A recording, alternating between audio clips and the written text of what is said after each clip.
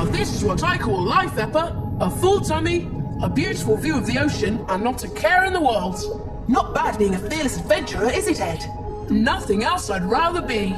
Or do, just floating along the currents, admiring the fish and... Heading straight into trouble. How fascinating! What do you mean, fascinating? He's got us in his grip. We're about to be eaten alive. Get us out of here, Eppa. Look at those incredible arms! Don't you mean suckers that could squash us in an instant? It's okay, Ed. There's no need to be afraid. It's just an octopus. It may look like something from outer space, but it's actually quite calm. Octopus? What a strange name. It's actually a Greek word meaning 8 legs. He's freed us. Told you, we're not his usual tasty snack. Hold on to your helmet, Ed. We're off! Jumping bananas! Shark! Oh dear, now these creatures may just like the taste of us. Don't look at me, Shark. There's definitely not enough meat on this alien to feed a monster like you. I think I'll get us out of here. That sea anemone should be cover enough. See what? Just get us out of here. You're quite jumpy underwater, aren't you, Ed? Well, who ever heard of underwater aliens? It's not exactly our natural environment. And speaking of which, where are we? We're hiding in sea anemones. Fancy name for a plant. It's not a plant, Ed. It's actually an animal. It's basically a small sac that is attached to the sea floor, and it has all these tentacles surrounding a mouth. They have poison in their tentacles, which they use to protect themselves and catch prey. Really? This is a very strange place to be hiding, Eppa. Not really. Other fish also hide out here for protection. Take the clownfish, for instance. Finally, a fish with a simple name. Why does it swim so close to the anemone? You know, the poisonous tentacles and all. The clownfish is immune to the poison, so it can't harm it. I think it's time I take a dip. Let's watch the clownfish for a moment. If it's calm, then it's safe for you to go out. So, what's the clown up to? Okay, Ed, go swimming, but stay close. Hey there, fishy! Wait, oops, this cable is a little... Important, so don't get it caught on anything. What kind of fish is this, Eppa? It's a tang, Ed. They look beautiful, but can get very angry quickly, so watch out. He doesn't look that big to me. They are powerful swimmers that combat tidal forces when they're looking for food. Small in size and strong inside, like me. Oh dear, here we go again. You really should come out here, Eppa. It's great. What's that?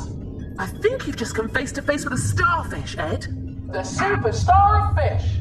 It's not technically a fish, more like a distant relative of the fish. How does it eat? It has tiny tube feet under its arms that help it feed. On what? They usually eat small fish or other smallish sea animals. Are they always reddish purple? They come in many colours and textures to help disguise themselves in the brightly coloured coral. Hey Ed, stay away from the dark holes in the coral. It's not safe. Come on, Eppa. It's totally calm out here. I want to see more. Oh no!